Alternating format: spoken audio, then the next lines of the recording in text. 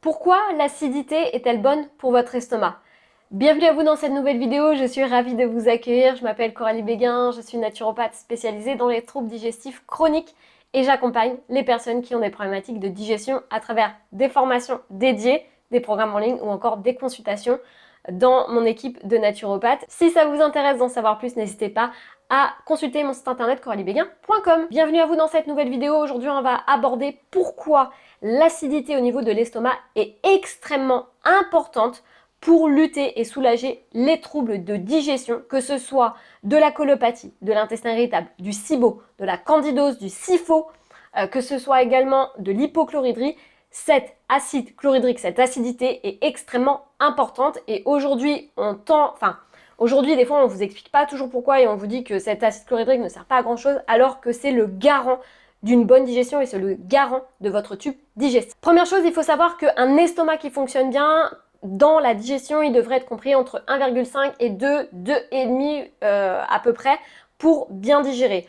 Au-delà, si vous êtes sur un pH qui est au-delà, c'est-à-dire environ à 3, vous vous exposez à des problématiques de digestion, à une prolifération bactérienne et fongique, puisque l'acide chlorhydrique, quand vous digérez, vous avez vos amylases salivaires qui s'activent, qui vont enclencher cette production d'acide chlorhydrique au niveau de votre estomac et de la pepsine, et qui va s'assurer de la bonne dégradation des protéines, un peu des féculents et un petit peu des lipides.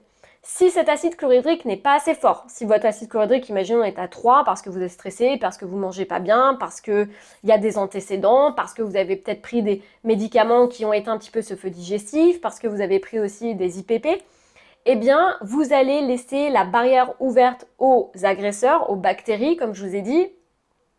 Et derrière, on peut déjà faire flamber un SIBO et on peut proliférer effectivement des infections au niveau du tube digestif. Si votre estomac n'est pas assez acide, vous allez avoir une mauvaise dégradation des protéines, mais notamment aussi de vos nutriments. Derrière, c'est les symptômes cascades. Ça veut dire quoi? Ça veut dire que vous allez ballonner, mal digérer, avoir de la nausée, sentiment que ça passe pas dans l'étage du dessous, et en plus de ça, vous n'avez pas de déclenchement ou très peu d'enzymes de digestion qui sont liées, qui sont déclenchées par le pancréas, puisque pour que les enzymes digestifs soient déclenchées, il faut qu'il y ait un acide chlorhydrique fort. Or, comme on l'a vu dans cette vidéo, si votre acide chlorhydrique ne se déclenche pas bien, ou en tout cas vous avez un pH de 3, donc l'acide chlorhydrique pas assez fort, vos enzymes digestifs ne se déclenchent pas assez en tout cas, et derrière, comme il n'y a plus assez d'acteurs pour digérer, votre intestin va devoir dégrader, alors que ce n'est pas du tout son rôle de base. Il ne doit pas dégrader, il doit juste assurer la fin de la digestion. Et derrière, on va avoir des problématiques de colopathie, ballonnement, dysbiose, intestin irritable. Ça peut être une des causes du SIBO également. On va avoir aussi des problématiques d'estomac, reflux gastro-œsophagien, on va avoir de la nausée, de la bouche pâteuse, on va avoir tout un enchaînement cascade de symptômes que des fois on ne lie pas forcément à l'estomac. Souvent c'est le cas dans mes consultations, les personnes me disent « Non mais Coralie, c'est sûr j'ai une candidose ». Mais quand je regarde, il n'y a pas de mycose, je leur dis « Mais est-ce que vous avez des mycoses à répétition ?» Ah non. Ok. Est-ce que vous avez un champignon? Non. Je dis « Du coup vous avez des ballonnements à ventre gonflé ?» Oui, mais je suis sûre que c'est à cause de ça, c'est sûr j'ai de la prolifération bactérienne, alors qu'en fait quand on regarde au niveau digestif, le gros problème c'est la sécrétion d'acide chlorhydrique qui n'est pas assez fort. De plus, l'acide chlorhydrique va également stimuler ce qu'on appelle le facteur intrinsèque qui est indispensable pour assimiler la vitamine B12. Sans cette activation, difficile d'assimiler, après il y a d'autres mécanismes où on peut assimiler, mais en tout cas ça reste compliqué. Surtout si vous êtes fatigué, anémié, épuisé, que vous dormez mal, que vous êtes beaucoup dans le mental, l'assimilation ne va pas du tout se faire. Et donc si je n'ai pas cet acide chlorhydrique fort, je m'expose à une carence en vitamine B12, en fer, en zinc, en calcium et après en différents types d'oligo-éléments, mais ça va être les principaux. Et puis il faut savoir, comme je vous le disais, que l'acide chlorhydrique est le garant de notre tube digestif, c'est ce qui permet de détruire les bactéries pathogènes, d'éviter la prolifération et ça nettoie le tube digestif. Donc si on n'a pas cet acide chlorhydrique fort, et c'est ce qui concerne quasiment 40 à 60% de la population française aujourd'hui, c'est à cause de ce type de problématique qu'on arrive à des symptômes, comme je vous le disais, de colopathie, d'intestin irritable, alors que la base, c'est pas l'intestin qui ne fonctionne pas bien, c'est notre estomac. Mais il faut savoir faire le lien. Et souvent, on ne fait pas le lien parce qu'on ne nous l'explique pas, parce qu'on n'a pas de douleur aussi au niveau de l'estomac. C'est pas parce qu'on a un acide chlorhydrique qui ne fonctionne pas bien qu'on a des douleurs au niveau de l'estomac. Souvent, c'est après, en fait. Alors, il y a des aliments qui permettent de relancer la production d'acide chlorhydrique, mais il faut savoir que tout passe énormément par la partie alimentaire, vos combinaisons alimentaires, les grignotages, les boissons, etc., qui vont impacter beaucoup. Et puis, bien sûr, le stress, puisque si vous êtes stressé, vous allez constamment activer ce qu'on appelle le système nerveux de la fuite, du combat, et vous allez tout le temps soumis à du stress, et ce stress, au niveau du corps, va vous générer ce qu'on appelle du stress chronique, qui vous empêchera par la suite de digérer et de sécréter l'acide chlorhydrique, puisqu'il faut être détendu et relâché pour générer cet acide chlorhydrique. Donc c'est pour ça quand on vous dit, quand des fois j'entends dans les consultations, on me dit oui j'ai trop d'acidité, c'est pas bon, etc.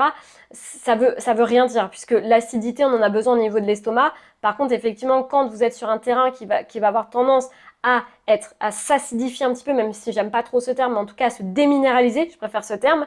Et donc là effectivement ça veut dire qu'il y a un mauvais ratio entre ce que vous apportez et ce que votre corps a besoin. Et donc, si vous êtes déminéralisé, ça veut dire qu'il n'y a pas assez de nutriments, pas assez d'oligo-éléments. En tout cas, votre corps passe du temps à aller chercher ce qu'il a besoin dans votre réserve, donc dans les cheveux, dans les ongles, dans le tissu conjonctif, dans les gencives, ça peut être dans les ongles des pieds, ça peut être aussi sur la peau des jambes qui va être très déshydratée, vous avez le sentiment d'être une peau crocodile parce que votre corps va aller chercher au prorata du moins préjudiciable pour le corps. Et si vous êtes en carence, forcément, il va s'attaquer un petit peu à tout ça, ce qui peut amener aussi à des cas d'ostéoporose très jeunes. J'ai déjà vu ça en consultation chez des jeunes femmes qui avaient 30 ans et qui étaient déjà en ostéopénie et parfois même déjà déclarées en ostéoporose. Et parfois, souvent même, on ne sait pas expliquer pourquoi, puisque des fois les analyses sanguines sont nickel. Enfin voilà, il n'y a rien qui peut expliquer ça. Et quand on regarde la partie alimentaire, il y a des grosses carences et le corps va s'attaquer effectivement à tout ça pour aller chercher ses nutriments. Ça n'arrive pas du jour au lendemain, ça arrive au fur et à mesure du temps, c'est sur des années et des années, et puis à un moment, le corps il va aller chercher même dans les os et dans le tissu, dans les muscles, pour aller combler les carences.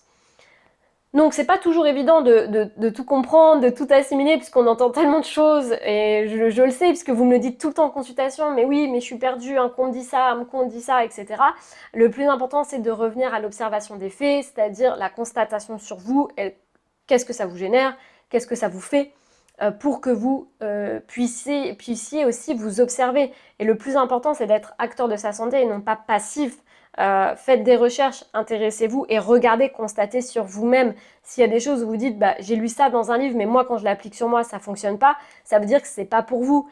Et encore une fois, il n'y a pas une alimentation pour tout le monde, ni même toutes les théories alimentaires qu'on peut voir, mais une alimentation qui soit naturelle, individualisée, c'est surtout ça, digeste et assimilable. Et si elle n'est pas individualisée et qu'on vous dit voilà les féculents sont pas bons, les féculents blancs sont pas bons, il faut manger avec un indice glycémique bas, il faut pas manger de protéines animales, il faut pas manger de fruits, il faut pas manger, en fait on entend tout et son contraire, mais encore une fois, peut-être que le féculent blanc il va pas être bon pour vous, mais il va être bon pour votre voisin par rapport à ses problématiques. Peut-être que la protéine végétale elle va être bonne pour votre voisine mais pas bonne pour vous. Et donc c'est toujours adapté au cas par cas et ça c'est très important. Et ces facteurs de paramètres, je les ai écrits dans mon e-book sur les 5 piliers de santé de digestion, donc n'hésitez pas à le télécharger parce qu'il y a différents paramètres d'individualisation en fonction aussi de votre lieu géographique, en fonction de votre état de pensée, en fonction de vos antécédents, de vos troubles, des antécédents aussi de vos parents. Et tout ça, c'est très important de comprendre ça pour pouvoir avoir une alimentation qui soit la plus adaptée à votre cas, à vos troubles digestifs et aussi à vos objectifs. Vous n'avez pas les mêmes objectifs que tout le monde. Peut-être que vous avez envie de perdre du poids, peut-être que vous êtes extrêmement sportif, peut-être que vous avez envie de prendre du poids et de maintenir un poids qui soit un peu plus élevé, parce qu'on parle beaucoup de la perte de poids, mais il y a beaucoup de personnes, et je sais, beaucoup de femmes qui cherchent à prendre du poids et qui n'y arrivent pas, ou des hommes. Et donc il y a tout ça. Donc tous ces paramètres-là sont à prendre à chaque fois en compte. Le climat, l'âge, comme je vous ai dit, vos traitements, les antécédents, ce que vous avez fait auparavant, est-ce que vous avez été allaité, etc. Et pareil, ça, n'hésitez pas à passer le test. C'est un test gratuit, c'est comment se porte mon ventre. Vous avez différentes questions qui vous permettent aussi de voir en fonction de vos antécédents comment se porte votre ventre, si vous avez un état plutôt très inflammatoire au niveau de votre côlon ou si vous êtes dans des troubles légers, vous êtes dans des troubles digestifs plutôt légers. Et derrière, en plus, ce test, vous recevrez plusieurs conseils par mail pour vous permettre de passer à l'action. En tout cas, j'espère que cette vidéo vous a plu et vous aura appris de nouvelles choses. N'hésitez pas à me rejoindre sur les réseaux sociaux, YouTube, Facebook, TikTok, pour encore plus de contenu. Et puis, n'oubliez pas aussi de me rejoindre sur Instagram, où vous avez souvent des petites boîtes à questions qui sont disponibles pour que je puisse répondre à vos questions ou que je les traite en vidéo sur YouTube. En tout cas, prenez bien soin de vous et à très vite dans une prochaine vidéo.